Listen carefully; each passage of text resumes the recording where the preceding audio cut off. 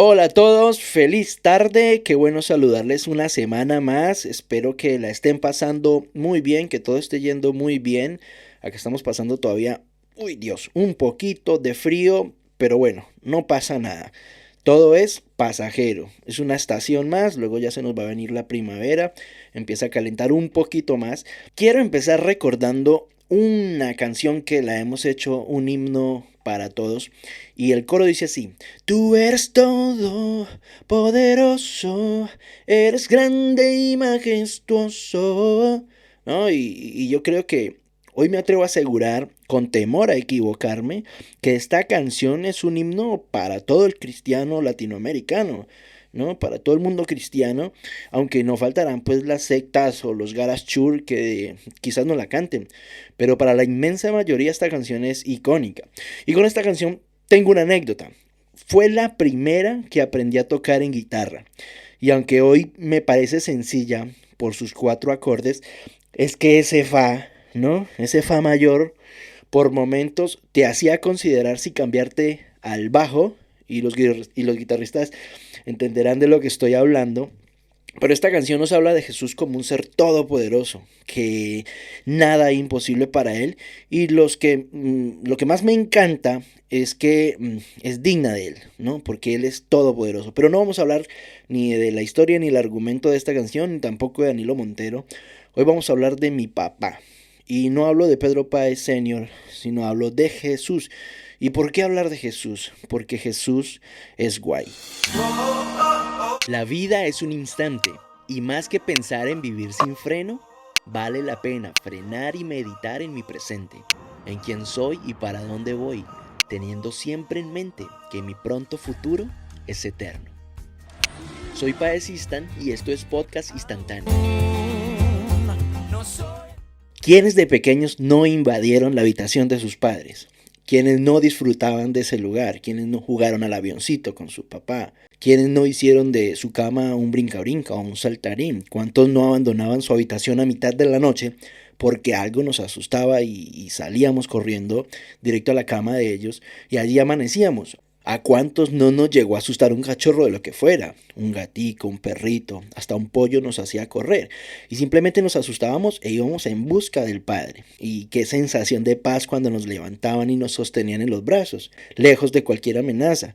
Qué tranquilidad nos generaba, ¿verdad? Cómo nos cambiaba el mundo el estar en sus brazos y sentíamos que estábamos con un superhéroe, con un superhumano. Ya después crecimos un poquito y ya empezábamos a sentir que podíamos solos, ya nos defendíamos, ya hacíamos frente a las amenazas, nos sentíamos más fuertes e intentábamos estar firmes ante otra vez un cachorro de lo que fuera. Eso sí, hasta que se venía sobre nosotros y de nuevo a los brazos del papá. Él nos levantaba y la calma regresaba. Papá a veces ahuyentaba lo que nos amedrentaba, otras veces sonreía y nos acariciaba o acariciaba el peligro. Si era un cachorrito, ay, qué lindo el cachorrito. Mientras invitaba a tocarlo, ¿no? Nos decía, no, tócalo, mire que no hace nada.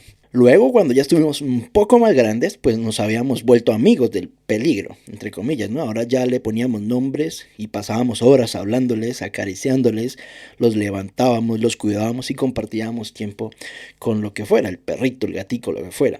Pero cuando ya pasó más tiempo, nos tocó aprender a cuidarnos solos y algunos llegaron a la mayoría de edad con miedos irracionales, infundados, transmitidos, temores sin sentido, con inseguridades.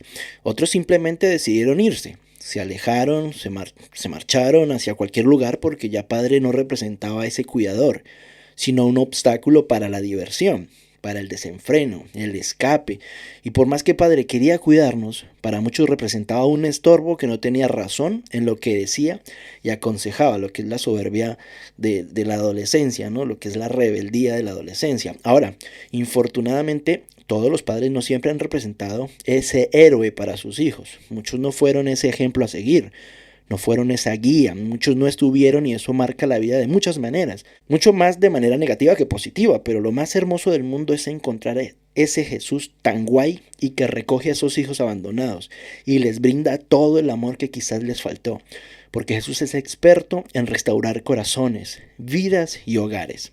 Sin duda, una de las parábolas del cristianismo más conocidas es la del hijo pródigo. probablemente porque lanza un mensaje aplicable no solo para los creyentes, sino para cualquier persona. Y voy a reunir algunos comentarios interesantes al respecto. La parábola, por ejemplo, del hijo pródigo cuenta la historia de un padre con dos hijos. Uno responsable, trabajador y obediente, y otro que es casi todo lo contrario, ¿no? Irresponsable, derrocha, es desobediente. Y un día el hijo irresponsable decide reclamarle al padre su parte de herencia y abandonar el hogar. El hijo responsable se mantiene al lado de su padre, trabajando con él y cuidándolo.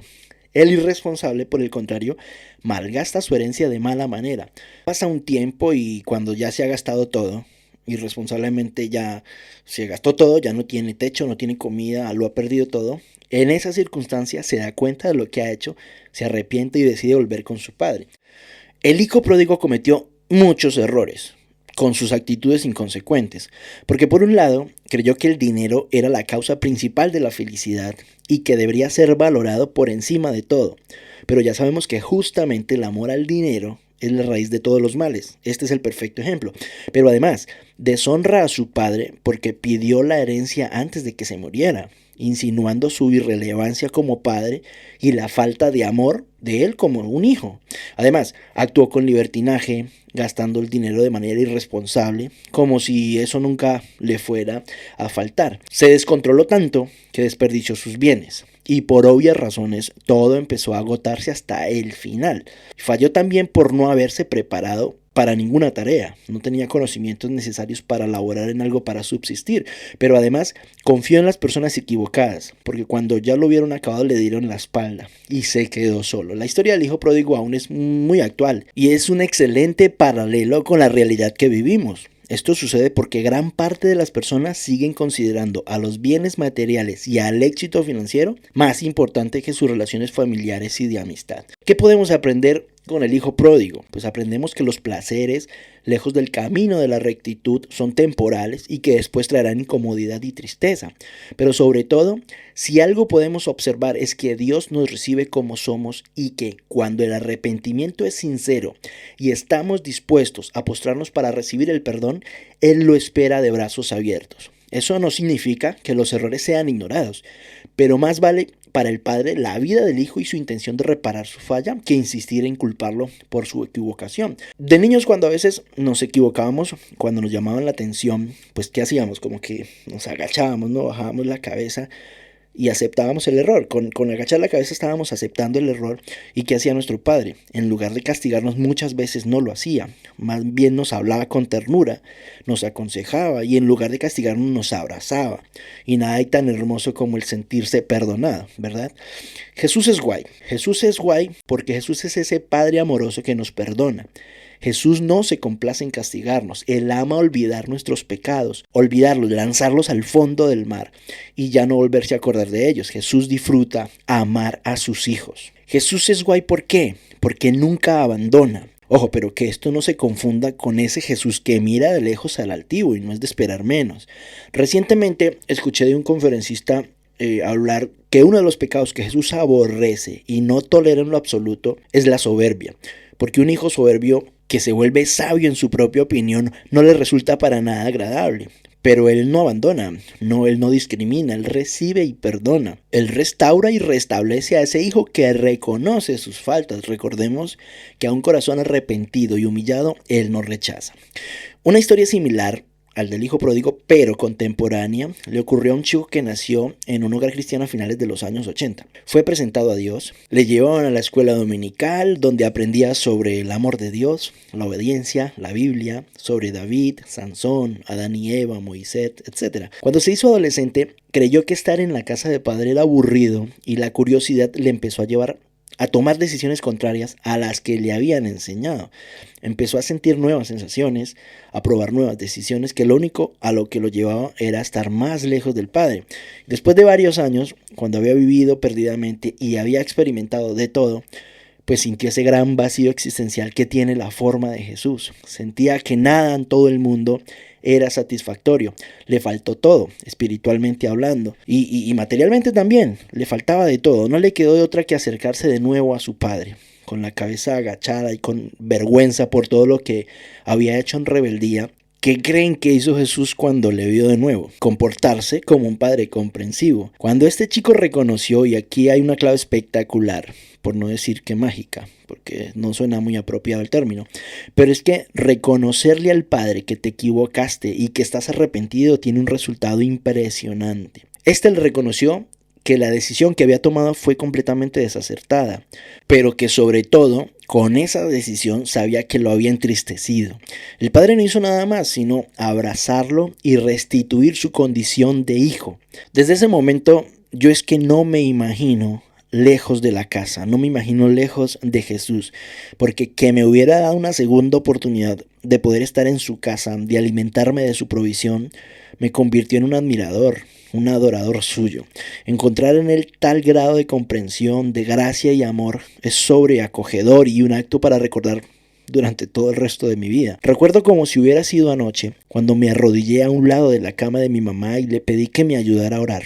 En ese momento estaba bajo un ataque de ansiedad y no tuve que pasarme horas orando, en ruego, gemidos, en lágrimas. Bastó con una frase corta pero muy franca: yo reconozco que te he fallado. En ese momento yo sentí como por mi cabeza hasta los pies, algo así como un manto me cubría y mi cuerpo se estabilizaba, ya que temblaba como si tuviera un cuadro de hipotermia. Solo fueron unos segundos, pero así fue como Jesús convirtió una tormenta en paz en un momentico. Eso fue un instante. Y Jesús es guay porque es oportuno también. Llega en el momento preciso.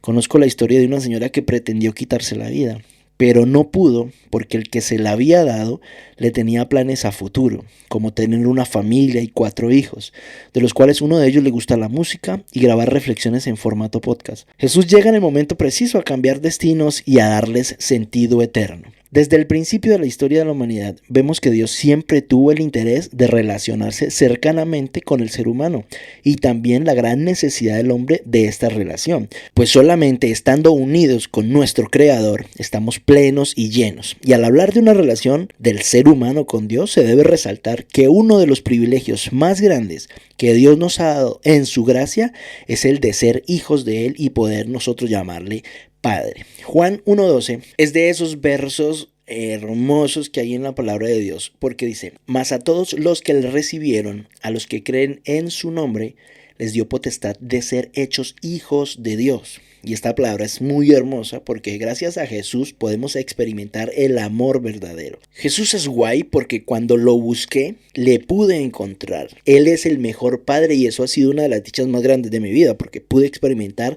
lo que dice en Juan 3:1. Mirad cuán amor nos ha dado el Padre para que seamos llamados hijos de Dios. Y hay 3 características que quiero compartirles con respecto a Jesús como Padre. Él es un Padre cercano. Jesús no es un Padre lejano y que no se involucra en los intereses de nuestra vida, sino que es un Padre cercano con quien podemos formar una relación de amistad e intimidad, padre e hijo. La segunda es que Él es un Padre proveedor. Dios es un Padre que nos sostiene. Él nos fortalece, Él nos acompaña, provee todo lo que necesitamos, pues Él ya sabe cuáles son nuestras necesidades antes de que se las pidamos. Y tercero, Él es un Padre amoroso, Él es perdonador. Una de las características más grandiosas de la muestra de gracia de nuestro Padre Celestial es cómo nos perdona, cómo nos ama a pesar de nuestros errores y de nuestras debilidades. En este corto episodio de hoy, pues la invitación es a estrechar nuestra relación con Jesús. En Él tenemos un Padre que nos ama tanto, que nos perdona y nos invita a acercarnos al trono de la gracia. Aprovechemos la dicha de tener un Padre Celestial que suple todas nuestras necesidades y que nos ama incondicionalmente, señores. Esto ha sido todo por hoy en este cuarto episodio de Podcast Instantáneo. Estamos muy felices. Recordemos que podemos revivir todos los episodios porque están en Spotify y en YouTube. Ahí puedes encontrarlos como Podcast Instantáneo. Ayúdenme a compartirlo, que esta palabra se quede en la mente de alguien que lo escuche, que esta palabra sea de edificación para alguien. Y pues nada, nos escuchamos en una próxima ocasión. Que Dios les bendiga. Venga, chicos.